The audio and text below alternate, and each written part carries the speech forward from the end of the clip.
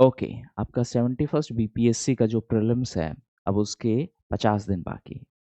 Next 50 day decide करेंगे कि क्या आप मेंस लिखोगे या नहीं, ठीक है? तो उसके लिए कुछ इंपॉर्टेंट चीज़ों की मैं बात कर लेता हूँ। देखिए, 90 डेज़ प्लानर था, उसमें आप ऑलमोस्ट हर सब्जेक्ट कवर कर चुके हैं, सिवाय एक सब्जेक्ट के, दैट इज़ इकोनॉमिक्स। वो आप अभी कवर करिए। थोड़े दिन में उसका एक रिवीजन क्लासेस है, वो भी अनाउंस कर देंगे, ठीक है? So don't worry about that. अब अगर मैं बात करूँ तो आपका अभी आने वाले 50 दिन में 3 मेजर एरियाज़ पे फ़ोकस होना चाहिए। एक, करंट अफ़ेयर्स, ठीक है? अब इसके लिए 4 सब्जेक्ट का करंट अफ़ेयर्स जो कॉन्सेप्चुअल वाला पार्ट है, वो मैं ऑलरेडी हाइलाइटेड पीडीएफ की फ़ॉर्म में डाल चुका हूँ। 4 कौन-कौन से सब्जेक्ट हैं? आईआर है, that is international relation, science and technology है, इकोनॉमी है और पॉलिटी है, ठीक है? ये तो एक कैटेगरी हो गई। दूसरी कैटेगरी है फैक्ट वाला करंट अफेयर्स। ऊपर वाला है वो कॉन्सेप्चुअल की मैं बात कर रहा हूँ। और तीसरा कैटेगरी है Bihar special, Bihar special current affairs, ठीक है? अब यहाँ पर भी दृष्टि का आप जो एक कंपाइलेशन आता है लगभग 10 से 12 पेज का पर मंथ का कंपाइलेशन, उसका भी पीडीएफ मैं ऑलरेडी ऐप पे डाल चुका हूँ। सिर्फ एक बार पढ़ लो। इसका एंड में मैं आपको एक सिंगल वीडियो दे दूँगा 6 मंथ्स का। एक वीडियो, ठीक है? लेकिन थोड़ा-सा उससे पहले अगर आप पढ़ लोगे, तो आपके माइंड में ये चीज़ें आसान रहेंगी, ठीक है? रिवीजन है वो मैं करवा दूँगा, डोंट वरी अबाउट दैट। अब उसके अलावा आपको 2 और सब्जेक्ट पे, स्टैटिक सब्जेक्ट पे ध्यान देना है। कौन से 2 सब्जेक्ट हैं? एक है आपका हिस्ट्री और एक है आपका साइंस। इसको अच्छे से रिवाइज़ करो, ठीक है? हाँ, ये 2 पोर्शन अगर आपने ढंग से कर लिए, फिर आते हैं तीसरे पोर्शन पे, बिहार स्पेशल।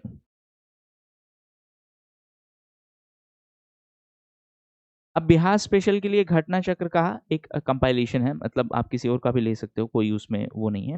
उन्होंने क्या किया है कि बीपीएससी ने जितने भी एग्ज़ाम कंडक्ट करवाए हैं, उन सब एग्ज़ाम के लिए उन्होंने क्वेश्चन कंपाइल करके रखे हैं। जैसे बिहार में जितने भी एग्ज़ाम हुए हैं, उसमें हिस्ट्री में क्या-क्या क्वेश्चन्स आए हैं, पूरा एक कंपाइलेशन है। पॉलिटी में क्या-क्या क्वेश्चन्स आए हैं, पूरा एक कंपाइलेशन है।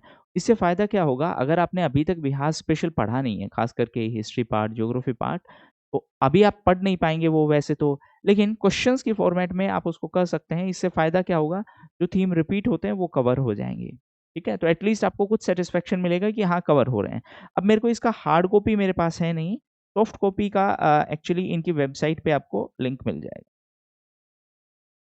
और ये बिहार स्पेशल करके कुछ है, ठीक है? हाँ, इसका लिंक मैं आपको नीचे दे दूँगा, वहाँ से आप ले सकते हैं। मुश्किल से आई थिंक 50 या ₹100 का इन्होंने ये पीडीएफ बना के रखा है। हार्ड कॉपी का मेरे को आइडिया नहीं है कितने का है, ठीक है? एक दूसरी बात, अगर आपके पास मोबाइल है, मतलब लैपटॉप या फिर आईपैड, मतलब टैबलेट वगैरह नहीं है, तो मोबाइल पे ये पढ़ा नहीं जाएगा। रीज़न बीइंग कि वो छोटा-छोटा स्क्रीन हो जाएगा और ये पीडीएफ को आप प्रिंट नहीं करवा सकते हो। तो इसीलिए अगर आपके पास सिर्फ़ मोबाइल है, तो हार्ड कॉपी ही लीजिए, बेहतर होगा। अगर आपके पास कुछ टैबलेट या फिर लैपटॉप है और आप ऑनलाइन पढ़ना प्रेफ़र करते हैं, तब आप ये ले सकते हैं। लैपटॉप में भी आई डोंट नो कि ये चलेगा या नहीं चलेगा, तो इसीलिए ये सोच समझ के करना। बट ये क्वेश्चन्स इम्पोर्टेंट है, इससे आपका बिहार स्पेशल का जो हेडेक है, वो खत्म हो जाएगा, ठीक है? ये 3 पार्ट आप अच्छे से करिए, चौथा पार्ट तो आपका बाकी का जो सब्जेक्ट है वो आप करते जाइए, ठीक है? अब इसमें अदर सब्जेक्ट में आपको जैसे आपको लग रहा है कि पॉलिटी आपका बचा हुआ है, इकोनॉमी आपका बचा हुआ है, इसको आप ज़्यादा वेटेज के साथ-साथ आपको स्पीड से रिवाइज़ करना है, ठीक है? 2-2 3-3 दिन में एक सब्जेक्ट रिवाइज़ करके एक साइड में खत्म करिए, फिर दोबारा आइए, रिवाइज़ करिए, खत्म करिए, ठीक है? एक और डाउट रहता है कि अब टेस्ट दें या प्रीवियस ईयर क्वेश्चन करें, टेस्ट या फिर पीवाईक्यू। देखो, टेस्ट के साथ फंडामेंटल प्रॉब्लम क्या है कि एग्ज़ामिनर है, जो टेस्ट का जो एग्ज़ामिनर है, वो यूजुअली क्वेश्चन बनाता है टफ, उससे आपका कॉन्फिडेंस हो जाएगा नीचे, कोई सेंस नहीं बनता है ऐसे टेस्ट देने का। तो इसीलिए अगर आपको टेस्ट देना भी है तो फुल लेंथ टेस्ट दीजिए पहली बात तो, ठीक है? और टेस्ट का जो आंसर की है उसको एक बार खुद से भी वेरीफाई करिए, बहुत सारे आंसर की उसमें गलत होते हैं, ठीक है? दूसरा, टेस्ट का स्कोर है उसको सीरियसली नहीं लेना है, कोई सेंस नहीं बनता है उसका भी। हाँ, अगर आपको टेस्ट एक्चुअली देना है, देखिए एक एक छोटा-सा चीज़ और बता देता हूँ मैं आपको, टेस्ट एक्चुअली आपको देना है ना, प्रीलिम्स का टेस्ट देना है। तो सिर्फ एक काम करिए, लास्ट 5 साल के क्वेश्चन पेपर है, लास्ट 5 इयर्स का बीपीएससी का ही क्वेश्चन पेपर है। अगर आपके पास क्वेश्चन पेपर है तो अच्छी बात है, वेल एंड गुड। नहीं है तो उसको प्रिंट करवाइए और उसको एग्जाम लाइक सर्कमस्टांसेस में दीजिए।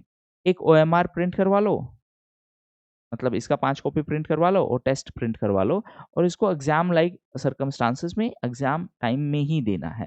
एग्जाम लाइक सर्कमस्टांस और एग्जाम टाइम का मतलब क्या है? देखिए, अपना पंखा है थोड़ा-सा धीमे रखिए, एसी है तो उसको बंद करिए। रीज़न बीइंग क्या होता है? देखिए, जब आप जिस दिन आप एग्जाम देने जाएँगे ना, उस दिन आपको ऐसा स्कूल मिल सकता है जहाँ पे टेबल ढंग से काम नहीं कर रहा, वो चूँ-चूँ भी कर रहा है, ठीक है?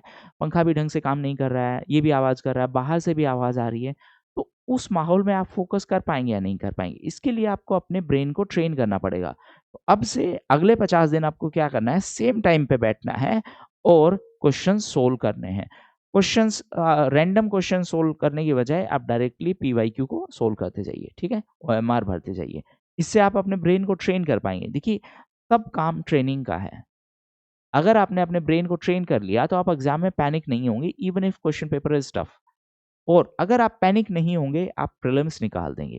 देखिए, प्रीलिम्स में ये सारी चीज़ें रटने का इंटेंशन क्या है? आपने कभी सोचा है कि हमसे ज़बरदस्ती ये सब चीज़ें क्यों रटवाई जाती हैं? और रटवाने के बाद भी क्वेश्चन उन सब चीज़ों से पूछा ही नहीं जाता, क्वेश्चन कुछ रैंडम पूछा जाता है। इसका एक एलिमेंट ये है कि आप कितना प्रेशर झेल पाते हो। प्रेशर आप उतना ही झेल पाओगे जितना आपने अपने ब्रेन को ट्रेन किया है। तो ट्रेन योर ब्रेन, जहाँ पर आपको फ़र्क ही नहीं पड़ रहा है, पंखा चल रहा है, नहीं चल रहा है, बाहर से लाउड स्पीकर पे आवाज़ आ रही है, नहीं आ रही है, आपको फ़र्क नहीं पड़ रहा। ऐसा भी सिचुएशन होगा कि जो एग्ज़ामिनेशन हॉल है, वहाँ पे 2 एग्ज़ामिनर आपस में बात कर रहे हैं और आपके सर के ऊपर आके खड़े हुए हैं और आप ज़्यादा कुछ नहीं कर पाओगे, ठीक है? 1-2 बार बोलोगे लेकिन वो अपनी हैबिट से अगर आदत है उनका तो वो नहीं चुप होंगे, ना थोड़ा-सा धीरे करेंगे बट खुसर-फुसर चलता रहेगा। उस माहौल में आपको अपने आप को फ़ोकस रहने के लिए ट्रेन करना है क्योंकि वो एक जो दिन है, वो आपका पूरा 1 साल का तैयारी बर्बाद कर सकता है। तो ये छोटी-छोटी चीज़ें हैं, इसके लिए आप काम करिए। अभी आपको नया पढ़ने की बजाय रिविज़न पे ध्यान देना है और ट्रेनिंग पे ध्यान देना है। किस टाइप का training? Train your brain to focus. So अब अगले 50 दिन आपको सिर्फ़ ये करना है, रिवाइज़ प्लस ट्रेन। ट्रेनिंग आपको 2 टाइप का ट्रेनिंग करना है, एक तो क्वेश्चंस को कैसे हैंडल करना है, ये आपका प्रीवियस ईयर क्वेश्चन से और एक माहौल यानी एनवायरनमेंट कैसा है आपका।